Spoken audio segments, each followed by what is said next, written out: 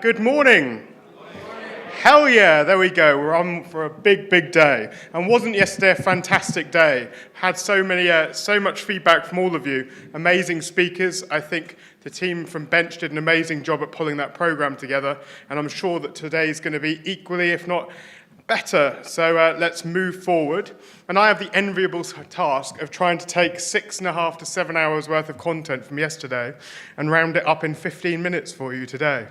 That meant, as well as speaking yesterday, I also had to listen, which was never really a strong point, but I hope that I do it justice.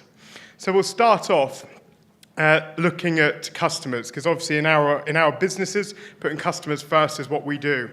So I think one of the key takeaways for me was that consumers are making decisions at the last minute. The guys from Zomato talked through that whole piece of the ZMOT principle, and it's becoming closer and closer to the moment of consumption that people are making these decisions.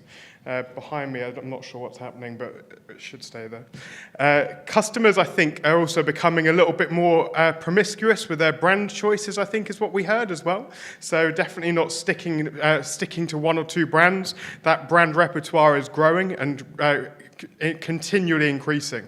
And markets like Dubai, London, New York, these big cities where there's a lot of choice, getting people to come back more than once or twice a year is probably becoming more difficult unless you're in that neighborhood space. So to keep those customers coming back, Michelin said that it's about consistency. So consistency is key, and I think all of us would agree with that in the room. I think that it's interesting that building a brand is obviously vital. Ensuring the product is the best it can be is what we heard from Stuart yesterday. And actually, from their perspective, they've absolutely detached the brand of one of the world's most famous chefs in contrast to a lot of what's happening in the marketplace, actively looking at trying to stand on their own feet with what it is they're doing. I think we've got to remember that it was all about creating dining experiences. That came through over and over again yesterday. Dining experiences and dining destinations, not just outlets. And I think that that's often one of the challenges when you get into the multi-site space, is that ultimately we are sitting in a position where we're quite often thinking about brands and we're thinking about growth of outlets. But ultimately, you've got to remember this is about consumers coming in the door, and it's about the experience that those people are given. I think we also heard from the panel around building a food destination, and that in building a food destination, it will increase visitor numbers, but also increase spend in destination. There was quite a few examples given there. I think the ones that stood out for me was Singapore, Hong Kong, Copenhagen, so there's some amazing places for you guys to put on your travel list if you've not already been.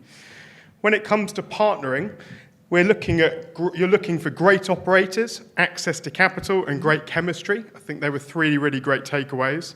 And in the words of Jason Myers, don't find a dater, look for a keeper.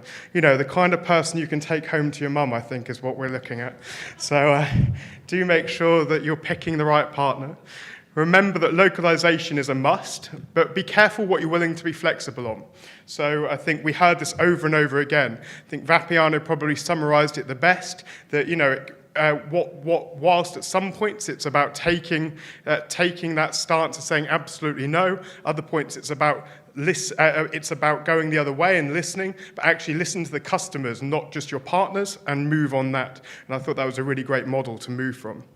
I think if you're looking at franchising or licensing in the Middle East, we were told it could be worthwhile separating the agreements from Saudi and the rest of the region. In this region, international concepts, we were informed, come from the West, mostly from the US, even when it's Asian. They circle the whole world before coming here, it seems. And if investing in East Africa, let's think about Kenya first, because Tanzania's double the rent. Needs broad appeal and need to make sure you reduce those social barriers. So I think that there were some really pertinent points in that too. When it comes to hotels, it's unclear whether or not hoteliers can operate F&B, I would suggest, from their conversations yesterday. Obviously a little tongue-in-cheek there. But there was lots of different options laid out, and I thought that second to last session was very interesting. I started my career in food and beverage within hotels, and I think it's a distinctly different beast, as a lot of you will know, between retail food and beverage and hotel food and beverage. But really interesting. Also, it seems that if you're a really cool concept in Dubai, ROI, you only need to put 45-day payback in your ROI. I'm not sure if that's really across the board, but we did hear that point as well yesterday. And from the hotel to the airport, food and beverage in airports has never ever been more important for the asset owners, seemingly. So flatlining duty-free sales, which I wish my fiance wasn't adding to more. And I think that it continues to be a challenge for those operators. So they are looking for differentiation. And I think the interesting point there from the panel was about units being packaged together. So it's actually not that easy often for your franchise or license partner in an overseas space to be taking on retail units in airports. So it may be worthwhile partnering with a specialist if you are looking at moving into airports. So working with an investor, that was a tough session. They can help you professionalize, bring synergies, advise, find the right people to help you grow, as well as giving you money, of course, which is the primary piece. But it's all about the belief in management. That's what they're looking for. They're looking for a really strong management team, and that probably comes first, and brand second to that. But in the words of Michael Ingman, they can be a little boring, so do watch out. Site growth is the major attractor for investors, clearly. So when launching restaurants, digital media is the way to go, using social to connect with potential brand ambassadors. And the other one was about making your product shareable. So and I think the real pertinent thing that stuck out for me, and the time I've been involved in restaurants, we all launch restaurants with a big bang, and often with a huge marketing budget, and then that marketing budget fizzles away over a period of time. But we were told that if you are going to make this a long-term success, it needs to be as the same or better on day 366 to day 1, and I think that's a really, really interesting point.